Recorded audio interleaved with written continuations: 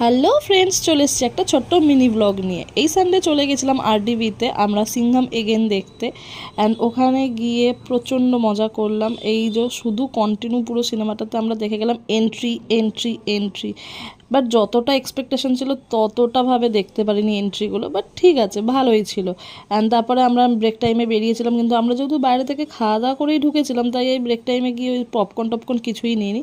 But এখানে প্রচুর সব কিছু সস্তায় পাওয়া যায়, এটুকু বলতে পারি। অ্যান্ড এইখান থেকে হয়েছিল বেশি ভালো লাগছিল দেখতে, কারণ সিম্বা রণবীর সিং ঢোকার পর থেকে একটু কমেডি এসেছিলো, অ্যান্ড যেটা সত্যি দেখতে খুবই ভালো লাগছিলো। পুরো সিনেমার মধ্যে এই সেকেন্ড পার্টটা থেকেই দেখতে আমাদের ভালো লেগেছে। প্রচণ্ড হাসাহাসি হয়েছে, পুরো হল ভর্তি না হোক অন্তত অল্পতেই হাসাহাসিটা ভালো হচ্ছিলো। অ্যান্ড প্রত্যেকটা এন্ট্রি জাস্ট ধামাকাদার ছিল। এটা ছিল লাস্টের আগে। অ্যান্ড এখানে সালমান খানকে জানি না কেন কীরকম একটা লাগছিল, আমার তো ভালো লাগেনি একদমই দেখতে সালমান খানের এই লুকটা। তো চলো আজকের মতো